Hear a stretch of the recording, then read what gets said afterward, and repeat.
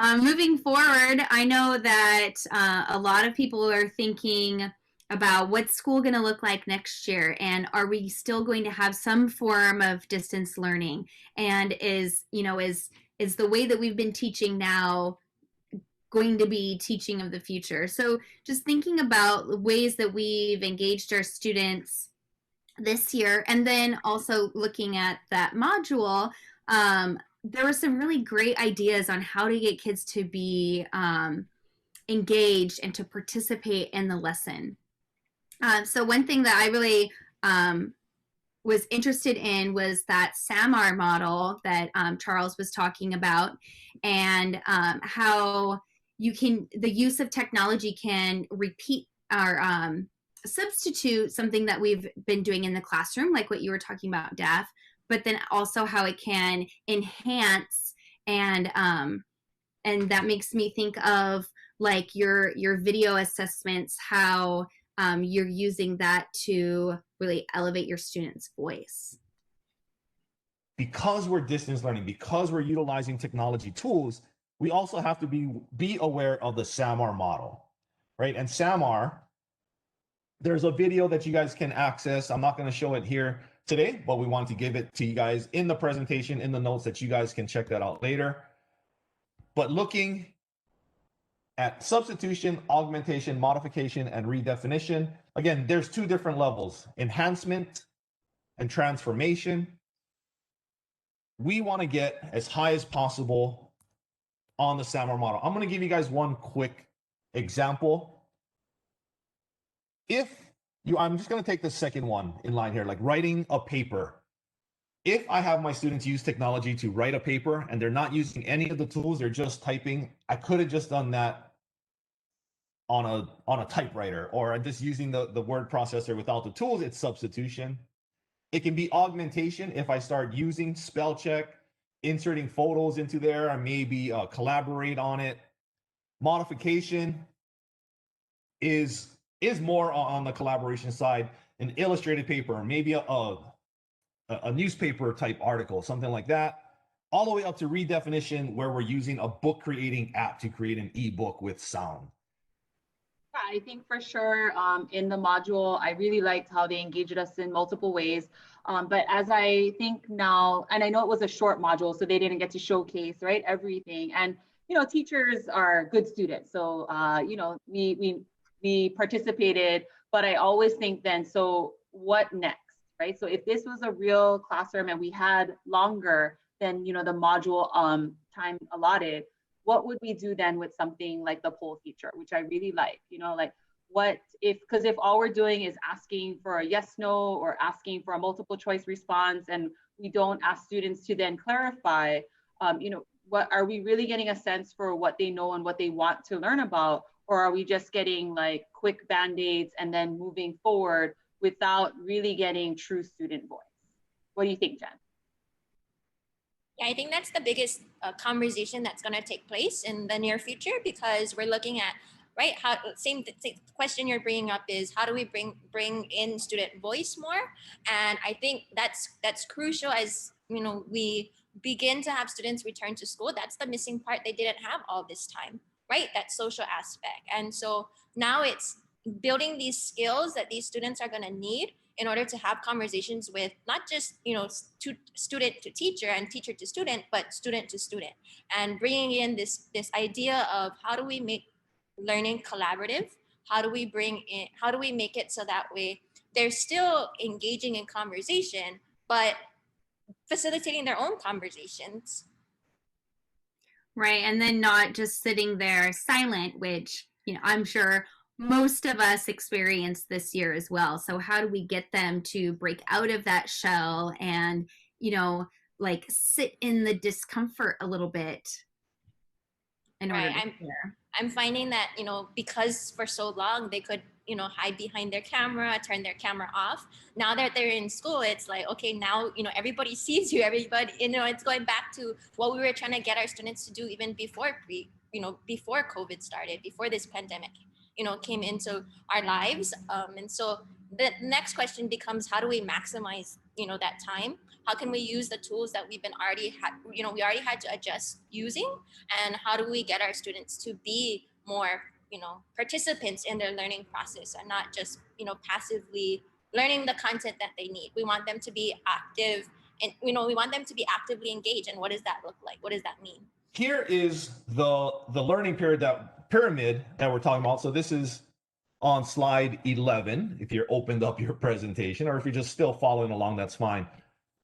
So this is based on some research, based on a bunch of studies. These are average retention rates, and it's upside down from what you guys did in the poll, but I think you guys got it right, exactly what the research is saying, right? If we look back at the results that you guys came up with, it's exactly the same order that we have here.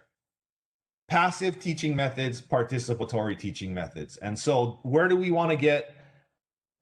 We want to get so that students are teaching each other. Students are doing things. So when you guys are in your groups and I have you guys sharing out what you put together, you guys are now teaching others. So think, there is at no point up until now did I share the learning pyramid with you. That everything that you guys learned, everything that you guys did, I got you guys to do that just from your own knowledge, from your own thinking, from your own just sharing out with each other. And so as much as possible, that's how we want people learning, right? Yes, there's time for lecture. Yes, there's time to share the PowerPoint. There's times for me to demonstrate things, but we want to get to participatory teaching methods, getting people to talk in groups, getting people to practice, actually doing the work, and then teaching others. In order for students, I think, to really be actively engaged, I definitely think how the two of you spoke to the beginning about, building those relationships and that classroom culture so that students can feel comfortable. But what are, do you guys have other strategies to help build that classroom culture so that students are comfortable, not hiding behind the colorful dot of Google Meets, right? Not just typing in WebEx, or so that when they meet in person, it's less awkward. Like, how do we get our students to, or how can teachers help support students to build a classroom culture that can work asynchronously, right? So if they're responding in the Google Classroom features, or if they're in person, or if they're online and in some kind of blended learning, what other strategies do you guys have, or I'm sorry, do you people have about, how to support teachers through this?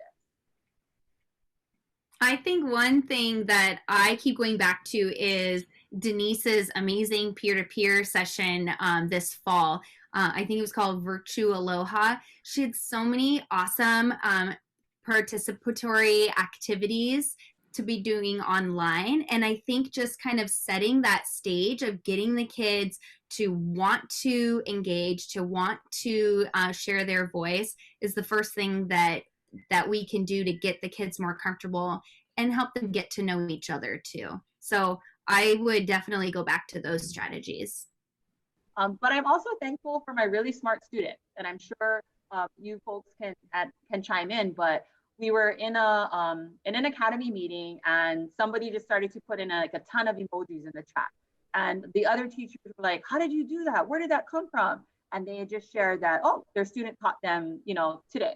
And like my students taught me some other tricks in Google Meet. So, just being and allowing our students to serve as experts for us, and but in an educational way, right? And to make the class more engaging, giving them that opportunity to be the expert and to be the one to share about what they know and what they're great at, I think was a interesting but important change for us in education.